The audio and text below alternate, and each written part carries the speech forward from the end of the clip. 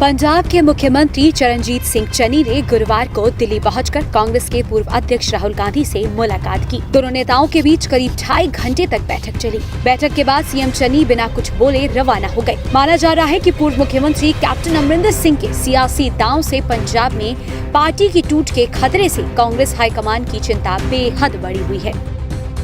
गौरतलब है कि पंजाब के पूर्व मुख्यमंत्री कैप्टन अमरिंदर सिंह ने बुधवार को नई पार्टी बनाने का ऐलान किया।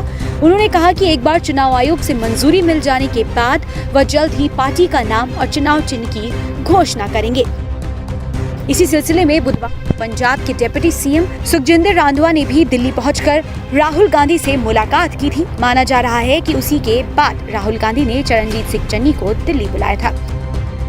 सूत्रों के अनुसार गुरुवार की बैठक में राहुल गांधी ने सीएम चन्नी से पार्टी नेताओं का फीडबैक लिया। अमरिंदर सिंह के नई पार्टी बनाने के बाद कैप्टन खेमे के विधायकों को कांग्रेस में कैसे रोका जा सकता है और इसके लिए मुख्यमंत्री चन्नी और प्रदेश कांग्रेस क्या कुछ कर रही है। इस बीच पंजाब के पूर्व मुख्यमंत्री कैप्टन अमरिंदर सिंह भी गुरुवार को दिल्ली में है और उनकी केंद्रीय गृह मंत्री अमित शाह के साथ मुलाकात है। इन दोनों के बीच होने वाली ये मुलाकात कई मायनों से बेहद खास है, जिस पर कांग्रेस पार्टी की खास नजर है।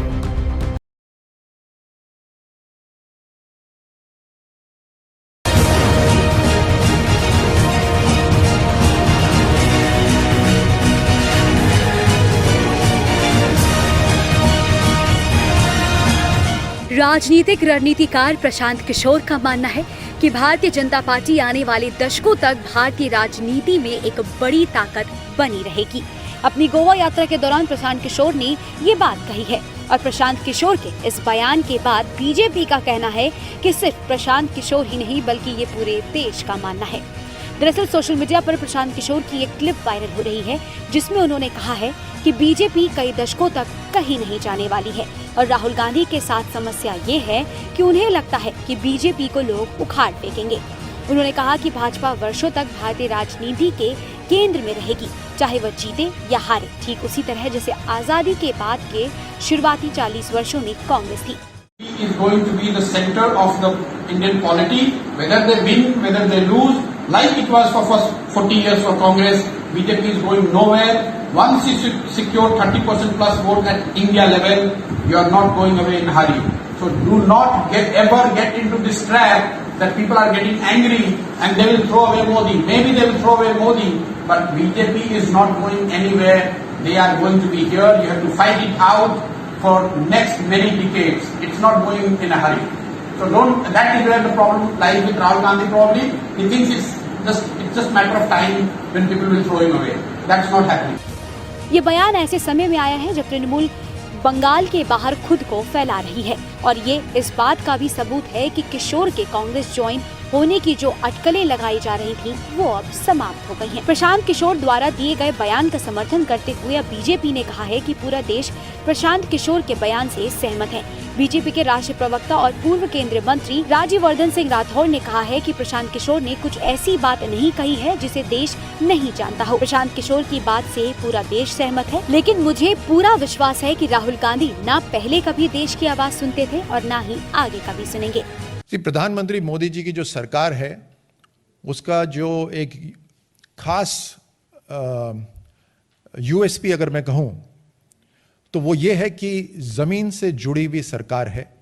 लगातार फीडबैक आता है जमीन से, ग्रास रूट से, और उस फीडबैक से सरकार लगातार अपनी पॉलिसीज बनाती है या उसको मॉडिफाई करती है। तो इस तरह की जब सरकार रहती है, जो अभी तक जिस तरह की राजनीति भारत में चल रही थी उस राजनीति को चेंज कर दिया। जो वीआईपी कल्चर रहता था भारत के अंदर उस वीआईपी कल्चर को चेंज कर दिया। हाल ही में मैं एक सर्वे देख रहा था जहां नौजवानों से पूछा जा रहा था और उसमें बहुत बड़ा फर्क नजर आया कि 10 साल पहले पॉलिटिशियंस की तरफ युवा क्या सोचते थे और आज की तारीख में पॉलिटिशियंस की तरफ युवा क्या सोचते हैं, उसमें बहुत बड़ा बदलाव एक पॉजिटिव रूप में आया। वो इसी कारण से आया है कि एक बदलती राजनीति का प्रतिनिधित्व या लीड प्रधानमंत्री मोदी जी कर रहे हैं। तो प्रशांत किशोर जी जो बात कह रहे हैं उससे पूरा देश सहमत है। प्रशांत किशोर जी कोई ऐसी बात नहीं कह रहे जिसको देश नहीं जानता है, लेकिन यह बात जरूर है कि राहुल गांधी न देश की आवाज कभी सुनते थे न आगे सुनेंगे। तो मुझे इसमें भी कोई आश्चर्य नहीं है कि राहुल गांधी जी इसमें भी अपनी एक दूसरी प्रतिक्रिया रखते हैं। चुनावी रणनीतिकार प्रशांत किशोर ने इस साल मार्च अप्रैल में हुए पश्चिम बंगाल विधानसभा चुनावों में ममता बनर्जी की तृणमूल कांग्रेस को सत्ता में वापस लाने में महत्वपूर्ण भूमिका निभाई थी।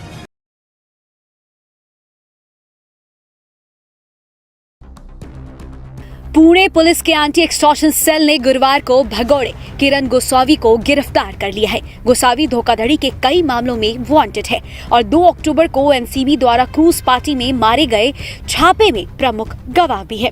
पुणे पुलिस की 3 विशेष टीमों ने गोस्वामी को शहर के बाहरी इलाके में तड़के लगभग 3:30 बजे हिरासत में लिया। क्रूज पार्टी मामले में नाम आने के बाद से वह लगभग पिछले 3 हफ्तों से लापता था। उसे हिरासत में लिया गया और पुणे पुलिस मुख्यालय ले जाया गया, जहां गिरफ्तारी के बाद की औपचारिकताएं पूरी करने से पहले उसे पुलिस लॉकअप में रखा गया। पुणे के पुलिस उपायुक्त के नेतृत्व में एक टीम उससे पूछताछ कर रही है। लुकआउट नोटिस का सामना करते हुए अभी 2 दिन पहले उसने लखनऊ में मडियाओं पुलिस के सामने आत्मसमर्पण करने का नाटक किया, लेकिन बाद में उसने इसे टाल दिया। मुंबई के क्षेत्रीय निदेशक समीर वानखेड़े के खिलाफ कथित भ्रष्टाचार के आरोपों की जांच में उसका बयान दर्ज किया जाना है, इसलिए एनसीबी भी उसे तलाश रही थी। आर्यन खान के केस की लेटेस्ट डेवलपमेंट की बात करें तो आर्यन की बेल पर बॉम्बे हाईकोर्ट में सुनवाई चल रही है। सेशन कोर्ट से जमानत याचिका 2 बार खारिज होने के बाद आर्यन खान के वकील ने बॉम्बे हाईकोर्ट का रुख किया था। आज आर्यन खान की जमानत की सुनवाई का 3रा दिन है।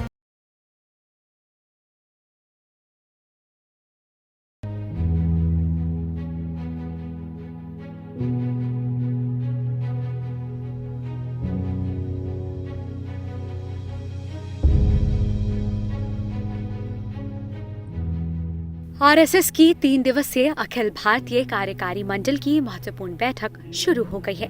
गुरुवार को आरएसएस प्रमुख मोहन भागवत और सर कार्यवाह दत्तात्रेय होसबोले ने कर्नाटक के धारवाड़ में हो रही संघ की इस अखिल भारतीय कार्यकारी मंडल की बैठक का उद्घाटन किया।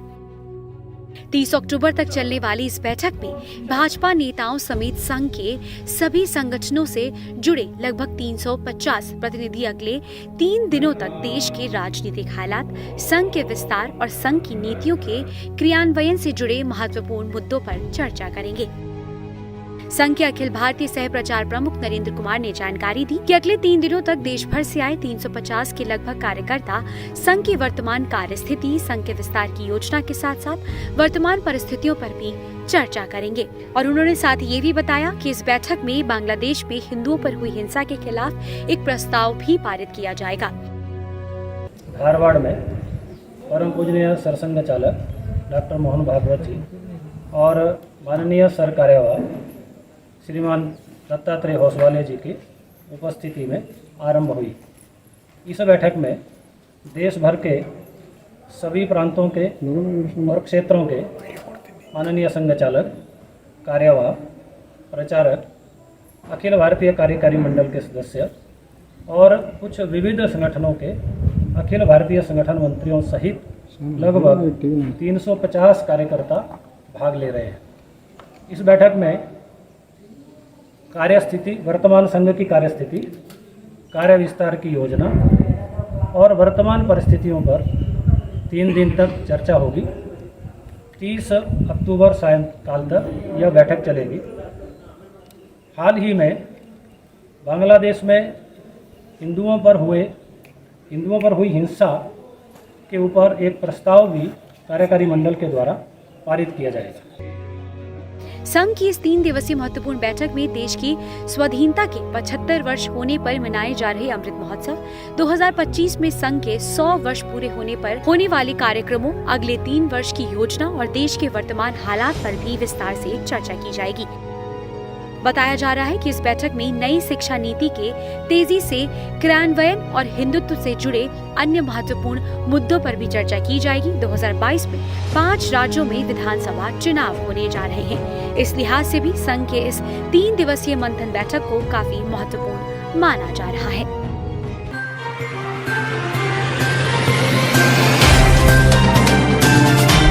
Subscribe now and press the bell icon. Never miss an update.